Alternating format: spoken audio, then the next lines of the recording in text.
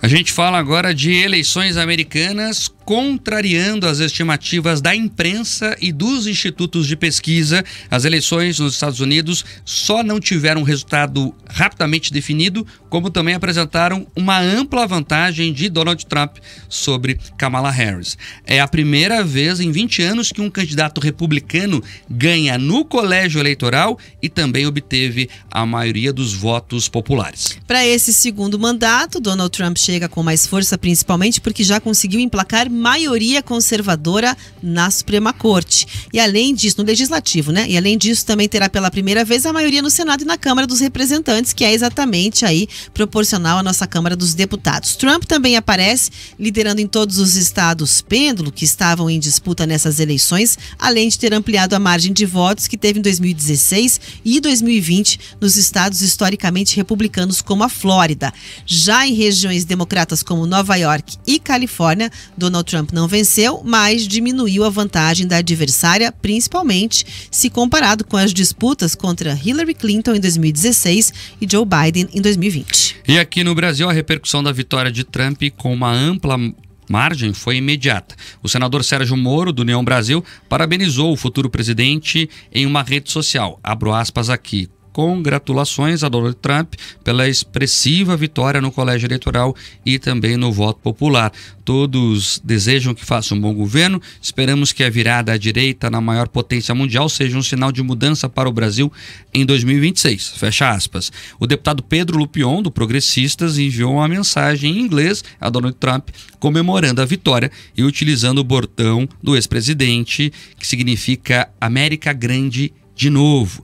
Já a deputada e presidente do PT, Gleisi Hoffmann, disse que é preciso fazer uma reflexão sobre o resultado. Abro aspas aqui a Gleisi. A eleição de Trump é um sinal de alerta para o campo democrático no mundo todo. A polarização se mantém como uma realidade e temos que nos preparar para enfrentá-la também aqui no Brasil, onde a extrema-direita já se assanha com o resultado.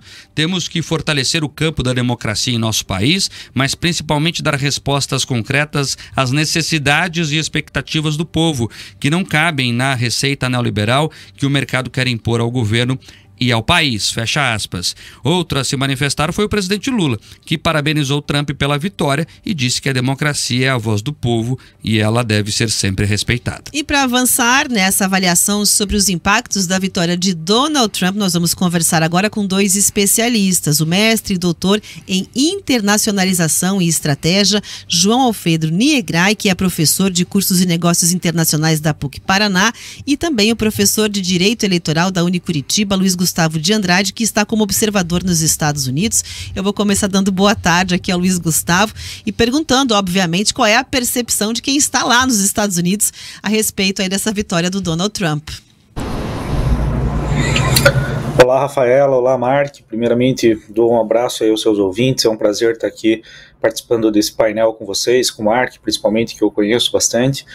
E nós estamos integrando aqui a missão brasileira de observação das eleições americanas. Estamos aqui desde a semana passada.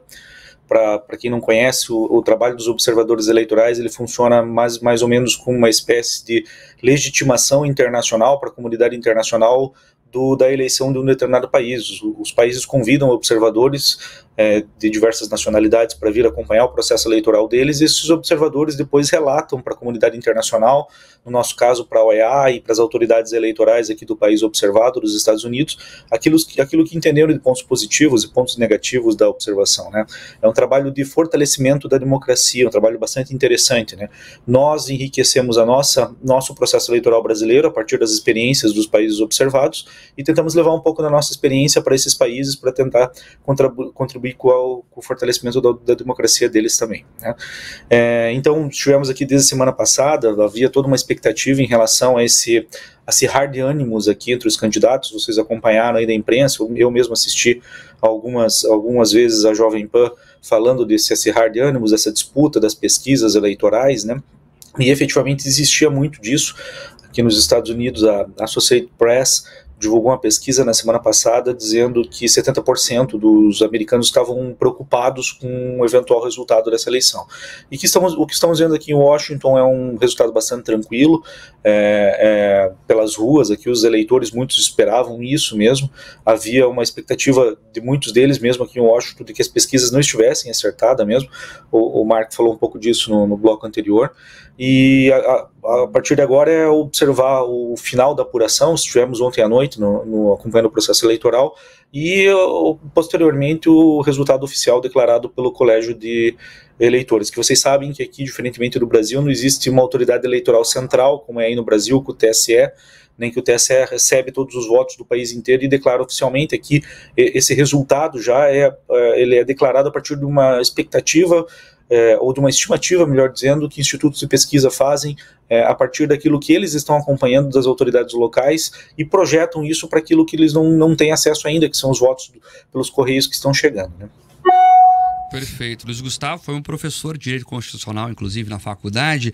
Luiz, eu continuo com você, só para entender um pouquinho mais desse ânimo, como você já bem pontuou, a expectativa era de um embate maior, principalmente nos estados pêndulos, né? O Trump acabou ganhando na maioria desses estados pêndulos, inclusive na Pensilvânia, que ele mesmo chegou a colocar alguma dúvida ali sobre a lisura do processo. Creio que como ele ganhou lá, não vai questionar mais. Mas a eleição foi marcada por atos de violência. O próprio Trump foi vítima de um ato extremo de violência. Agora, o pleito, como foi o pleito? Você que está aí acompanhando, até como observador, foi mais tranquilo? Foi bem mais tranquilo do que a própria mídia divulgava, né? E até para os teus ouvintes entenderem, né? Existia uma expectativa de que esses estados pêndulos efetivamente fossem se dividir em estados mais favoráveis à Câmara ou mais favoráveis ao Trump, e não foi isso que aconteceu, né? Estado pêndulo é dado esse nome porque determinados estados aqui americanos, eles têm um determinado padrão. Eleição após eleição, o Texas tendem a ter um resultado a favor dos republicanos, outros estados a favor dos democratas. Então você já espera de alguns estados que o resultado seja favorável a um determinado candidato de um partido ou de outro. E os estados pêndulos não. Os estados pêndulos são aqueles estados que não têm um padrão fixo de votos, né? O Arizona, a Geórgia, a Pensilvânia, como você mesmo falou. Então se esperavam que esses estados acabassem produzindo resultados ou para o Trump ou para a Kamala a acirrar efetivamente a disputa, para deixar a disputa bem mais apertada, mas não, como você relatou, o Trump ganhou nesses 7 estados pêndulos, né? Ganhou também naqueles estados que não mandam todos os delegados para o colégio de delegados, porque como é que funciona aqui nos Estados Unidos, né? Não ganha necessariamente quem faz mais votos, apesar de nessa eleição, como você ressaltou no início do bloco, o Trump ganhou com os delegados e com a quantidade de votos, né? Não ganha necessariamente quem faz mais votos, ganha quem tem mais delegados no colégio de delegados, e cada estado manda os delegados para o colégio de delegados para votar de acordo com a maioria obtida naquele estado. Por exemplo, a Califórnia tem 55 delegados, né? Então, se o Trump ganhar na Califórnia, vão ser 55 votos, ainda que ele tenha ganhado com uma margem muito pequena em relação a Kamala naquele estado. E isso funciona assim em 48 estados americanos, só 2 que acabam dividindo os seus delegados de acordo com a proporção de votos, que é Nebraska e Maine, né? Então, a expectativa efetivamente aqui era de uma eleição mais apertada, né? Não foi isso que você constatou, as pesquisas acabaram não acertando, né? E hoje, inclusive, a gente esteve no Capitólio pela manhã, Mark, conversando com um analista republicano. Ele fez todo um histórico das pesquisas e mostrou como as pesquisas aqui acabam errando e refletindo uma margem mais favorável aos democratas. Aconteceu isso de novo nessa eleição, né? O Trump ganhou com uma margem mais folgada, inclusive na Casa dos Representantes e no Senado, né, no Congresso de um modo geral, que vai dar uma boa possibilidade de governança para eles. Mas, diferentemente da expectativa, a eleição transcorreu de forma bastante tranquila. Ontem, um dos trabalhos dos observadores eleitorais é você visitar os colégios de votação. Ontem a gente esteve em vários colégios de votação aqui no estado vizinho, em Maryland. Viemos para Washington daí no final do dia, os eleitores votando tranquilamente, né? Interessantes peculiaridades aqui do processo eleitoral americano, né? Você tem o que aí no Brasil é proibido, que é a boca de urna. Aqui não, aqui os partidos estão entregando santinho na frente do colégio, estão entregando brindes, o que é proibido, né, chocolate, etc. Mas tudo normal. Desculpe, um pouco de tosse. Imagina, que bom que o pleito foi tranquilo, né? O ânimo tem que ser acirrado no debate, né? Não no pleito fisicamente. Aliás, uma informação desse momento, a Kamala Harris acabou de ligar para o Trump, reconheceu a derrota e disse que vai ajudar em uma transição pacífica do governo, é o que registra agora a imprensa americana.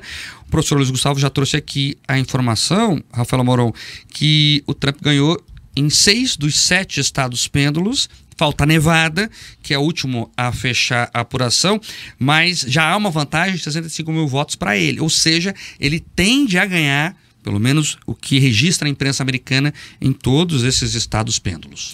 É isso, a gente vai ouvir agora ainda sobre esse assunto também o João Alfredo, que participa aqui, e eu vou pedir exatamente essa avaliação do que a gente pode esperar então daqui para frente desse próximo governo de Donald Trump. Fez uma promessa de colocar a economia nos trilhos, endurecer ali algumas políticas protecionistas, cortar impostos e também trabalhar fortemente na questão imigratória. Então, o que deve vir pela frente a partir do ano que vem? Muito boa tarde, pessoal. É uma alegria estar aqui com os ouvintes. Um forte abraço a vocês e aqueles que nos ouvem. De fato, né, agora vem a avaliação daquilo que o Donald Trump efetivamente fará. Essas promessas protecionistas, essas promessas no sentido de fechar o mercado estadunidense, acabam estando aí na raiz do desempenho do mercado financeiro na tarde de hoje, que vocês comentaram há pouco. O grande receio é que, com essas políticas protecionistas, fechando os Estados Unidos aos produtos estrangeiros, que isso gere duas coisas. Primeira coisa, uma onda inflacionária, porque você tem uma diminuição de oferta, logo você tem um aumento de preço. E além disso, o aumento de preço natural causado por tarifas. Então esse é o primeiro receio. O segundo receio está muito ligado à questão da guerra comercial entre Estados Unidos e China. E nós, brasileiros, seríamos efetivamente, diretamente atingidos por isso, assim como outros países emergentes, tal qual o México, por exemplo. Isso porque nós vendemos muitas commodities, nós vendemos muitos insumos para os chineses, que produzem e vendem para os Estados Unidos. Então essa seria aí a segunda consequência, portanto, que a economia brasileira seria drasticamente afetada. No que tange à imigração, há uma expectativa de um esforço de agências federais para deportação em massa. Só que a questão é que muitos desses imigrantes, legais e não legais, né, eles acabam desempenhando tarefas e trabalhos que dificilmente um estadunidense desempenharia. E o mesmo que aconteceria com eventuais mercadorias, por uma lei econômica básica, pode acabar acontecendo com a própria mão de obra nos Estados Unidos, caso a gente tenha uma deportação maciça. É claro, não é fácil fazer uma deportação maciça, isso envolveria um esforço coordenado de estados diferentes, mas notoriamente, se essa promessa se concretizar, nós teremos aí um aumento no custo da mão de obra nos Estados Unidos. Todos esses fatores juntos, possibilidade de aumento de custo de vida, possibilidade de questões tarifárias, deportação, acabaram fazendo com que os juros futuros para o mercado estadunidense disparassem na tarde de hoje, assim como uma alta bastante significativa de moedas como o Bitcoin e o Ethereum. Em paralelo, essas situações podem ser combatidas pelo Federal Reserve a partir de um aumento nos juros. E isso afeta o Brasil de novo, uma vez que o aumento nos juros nos Estados Unidos poderia causar efeitos cambiais aqui no Brasil. E a gente viu aí na manhã de hoje o dólar turismo batendo quase R$ 6,06. Esse é o professor João Alfredo Niegrai. Professor, o senhor fez uma lista aqui de aspectos negativos. Eu queria perguntar ao senhor se há alguma coisa positiva, já que os estadunidenses, como o senhor coloca, elegeram por maciça vontade o Trump, contrariando inclusive a própria mídia e os próprios institutos de pesquisa. Com certeza, inclusive o Trump promete fazer algo que aqui no Brasil seria mais do que necessário, que é uma redução nos impostos para as empresas, porque afinal de contas, quem paga, quem dá emprego, quem contrata, quem gera inovação é a empresa, não é o governo. Então esse seria aí o primeiro ponto, essa redução de impostos poderia combater uma eventual causa inflacionária aí nos Estados Unidos no médio prazo. O outro ponto positivo de um futuro governo Trump é que talvez algumas mudanças em relação ao sistema de infraestrutura poderiam ser finalmente feitas agora, em que o republicano acaba tendo a maioria no Congresso, algo que é um tanto quanto inédito. Além disso, um outro ponto a se destacar é que tem uma coisa que tanto Trump quanto Kamala fariam do mesmo jeito, que é continuar aí um enfrentamento em relação aos chineses, em especial enfrentamentos comerciais em relação à China. Então isso seria algo que a Kamala também faria. Um outro potencial ponto positivo do governo Donald Trump poderia ter a ver aí com uma diminuição no papel do Estado na economia, uma outra coisa, um outro fato que o Brasil também precisa aprender. E mais do que isso, a não intervenção em assuntos privados e, além disso, um certo comprometimento com o teto de gastos, um certo comprometimento com a redução de gastos públicos, coisa que aqui no Brasil parece ser, sim, algo muito distante da nossa realidade. É isso, João Alfredo Niergrai, que é mestre e doutor em Direito e Internacionalização e Estratégia, professor de curso de Negócios Internacionais da PUC-Paraná. Também estamos conversando com Luiz Gustavo de Andrade, professor de Direito Eleitoral da Unicuritiba, que está como observador nos Estados Unidos. Professor Luiz Gustavo, volto contigo. Eu queria entender, o senhor que está observando aí o processo eleitoral como um todo, como é que os outros atores que fazem parte do universo eleitoral, como a imprensa, como os analistas, como os institutos de pesquisa, estão explicando ali o que aconteceu, já que todos eles apostavam em um caminho diferente. Você tem observado também essa questão mais social do entorno do processo eleitoral? Sim. Vamos lá, né? Nesse período que estivemos aqui, Mark, uma das grandes preocupações do americano, né, e a gente faz esse trabalho também de conversar com o eleitor, conversar com empresários, conversar com os trabalhadores aqui dos Estados Unidos, porque é importante para a gente também entender se o cidadão americano, ou o cidadão do país que a gente está indo observar, se ele compreende bem a sistemática eleitoral do país, né? Se ele compreende bem as regras do jogo e se ele está bem informado para saber escolher bem, porque um dos critérios de você saber se você está numa boa democracia é se o eleitor é bem informado. Isso passa por você ter acesso à informação sobre veículos de comunicação com credibilidade, etc. Por que eu estou dizendo isso para você? Porque nessas conversas que fizemos, né, uma das grandes preocupações, e foi essa uma das grandes temáticas da campanha eleitoral aqui nos Estados Unidos, foi a inflação, a diminuição de acesso a crédito, né, e a redução de postos de trabalho. Então o americano viveu um processo inflacionário muito grande, foi uma reclamação constante aqui, e o Trump, me parece que essa foi efetivamente a sacada dele, ele faz uma relação, né, da crise econômica que os Estados Unidos está vivendo, dessa crise inflacionária, com a questão dos imigrantes. Eu não estou dizendo que necessariamente uma coisa tem a ver com a outra, mas essa foi a impressão que o eleitor teve e que a campanha do Trump conseguiu passar. Então ele conseguiu apresentar propostas. Ele foi um candidato linha dura, nós sabemos disso. Conseguiu apresentar propostas de combate à inflação, que era aquilo que o eleitor gostaria de ouvir, né, e acredito que foi muito disso que pesou. Acredito, dizendo isso com base em dados, nós viemos hoje de manhã cedo do Capitólio de uma análise feita pela assessoria de gabinete de uma senadora republicana pela Flórida, em que esses dados foram apresentados em pesquisas realizadas com esses eleitores. Então eles acreditaram nessas propostas econômicas e o Trump relacionou essa redução de postos de trabalho à presença dos imigrantes aqui. Então, quando ele diz, e o professor que me antecedeu lá da PUC também mencionou isso, que ele vai fazer uma deportação em massa, eu sinceramente não acredito nisso, e os analistas também não acreditam, porque isso é muito difícil de ser feito, deportação em massa, mas isso efetivamente conseguiu captar votos, né, para aqueles que acreditam que a presença de imigrantes aqui é o que está contribuindo, pelo menos em parte, com a crise econômica que os Estados Unidos vivem. Né?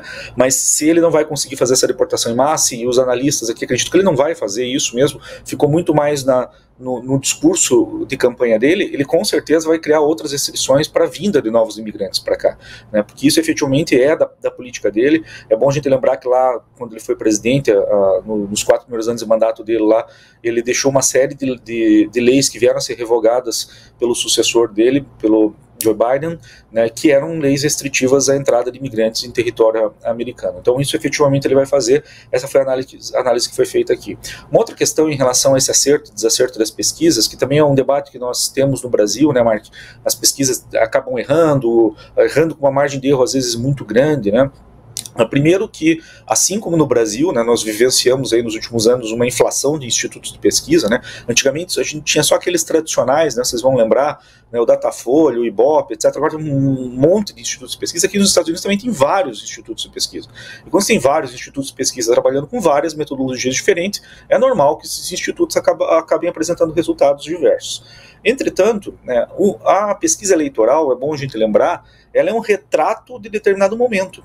Quando a pesquisa eleitoral é feita na segunda, na terça, na quarta, ela não está pegando a vontade do eleitor que decidiu pelo voto dele na sexta e no sábado, né? Isso no Brasil até é muito mais forte, porque o brasileiro tem por tradição decidir em quem ele vai votar na sexta e no sábado, véspera da eleição. Aqui nos Estados Unidos, não, né? A gente até estava vendo alguns dados hoje pela manhã, lá no Capitólio, nessa reunião que a gente teve lá no Senado, que o eleitor americano não, ele parece ser mais consciente, ele parece decidir antes em relação ao candidato dele, ok?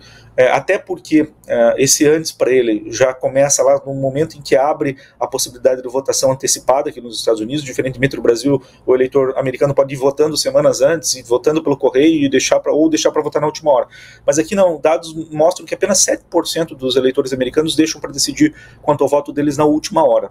Isso é uma questão bastante interessante de amadurecimento da consciência, da democracia em relação a outros países. Professor Luiz Gustavo Andrade, para terminar essas curiosidades sobre o sistema americano, o que eu confesso que não entendo direito e acho que muita gente não entende, é esse voto por correio. Como é que ele funciona? Você que está aí observando tudo. Por que ele pode ser adiantado? Quem pode fazer isso? Como é que ele é contabilizado? Você tem esses bastidores? Tenho sim, isso é uma questão bem curiosa mesmo. Só gostaria de fazer uma observação aqui, uma brincadeira com o Mark. O Mark disse que eu fui o professor dele, eu fui mesmo, mas quando ele disse isso, parece que eu sou muito mais velho, né, Mark? Mas a gente tem quase a mesma idade, né? É verdade. Mas como é que funciona isso, Mark? Funciona assim. Primeiro, isso decorre, né, de uma tentativa de ajuste para algo que era tradição dos Estados Unidos. Tem uma lei de 1845 que diz que aqui nos Estados Unidos a eleição tem que ser na primeira terça-feira, depois da primeira segunda-feira de novembro. Então a eleição é sempre na terça, só que terça é um dia de trabalho, né? Então, com o passar dos anos, foi se ajustando isso. Ao invés de eu abandonar essa tradição, porque os Estados Unidos é muito apegado, né, culturalmente a essas tradições, ao invés de abandonar isso, eu deixei a eleição aqui para essa terça-feira de novembro e fui criando outras sistemáticas. Se você não vai conseguir votar na terça-feira, porque eventualmente você está trabalhando, você pode votar antecipadamente no outro dia. Ou você pode votar pelo correio. E daí, quando você vota pelo correio, funciona assim: você vai lá no correio, você diz que você está retirando a cédula para você levar para refletir, e depois, quando você posta, o sistema dos Correios conversa com a autoridade eleitoral daquele estado, lembrando que aqui nos Estados Unidos, diferentemente do Brasil, o federalismo dá muito mais autonomia para os estados, então cada estado tem uma sistemática de votação diferente do outro, né? Não tem aí, como é no Brasil, centralizado tudo no Tribunal Superior Eleitoral, por isso que o resultado é direto, né, imediato, né, eletrônico. Aqui é cada estado com suas regras e seus sistemas próprios. Mas isso, quando você entrega nos estados que admitem a votação pelo correio, a cédula no correio, ele faz um apontamento e comunica com a autoridade eleitoral. A gente perguntou bastante disso aqui para as autoridades eleitorais, porque existe uma preocupação nossa, e eles brincam com a gente que o brasileiro sempre pensa em fraude, né? Mas não é isso, a gente quer só entender se não havia essa possibilidade do quê? Do eleitor votar pelo correio, chegar no dia, na terça-feira, e votar de novo presencialmente. Como é que a autoridade eleitoral vai saber que ele não está votando duas vezes? Não, daí eles se comunicam, o correio conversa com a autoridade eleitoral. Se o eleitor chegar de novo para votar pela segunda vez, eles informam, existe um computador conectado com o banco de dados do registro eleitoral, eles informam para o eleitor que ele já votou, ou pelo menos que aparece que ele já tirou a cédula para postar, já postou a cédula. Daí ele pode votar provisoriamente, e depois os dois votos vão para lá, e se já tiver chegado o voto pelo correio, computa-se o voto do correio e se desconsidera o voto provisório que o eleitor apresentou no dia da votação. É um sistema bastante interessante. Uma outra curiosidade aqui é que a gente costuma criticar bastante, né, o Brasil, o sistema de votação no Brasil. Eu particularmente gosto muito das regras do nosso sistema eleitoral eletrônico de votação. Aqui nos Estados Unidos, cada vez mais, e boa parte do resultado, né, já está bastante estimado pelos veículos de comunicação aqui, falta só o Colégio Eleitoral ratificar isso, é porque os Estados Unidos têm adotado cada vez mais mecanismos eletrônicos de votação e apuração.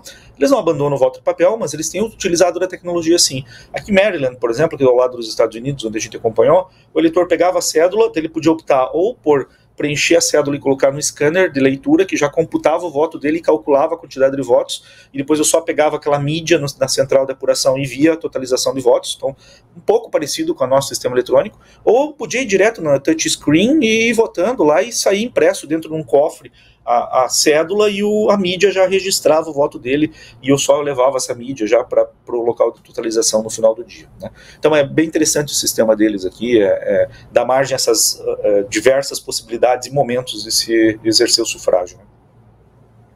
Muito obrigada pela conversa com o professor de Direito Eleitoral da Unicuritiba. Foi muito bom ter esse relato, né, de quem está lá acompanhando esse momento tão importante, tão impactante aqui para nós. Obrigada, viu, professor?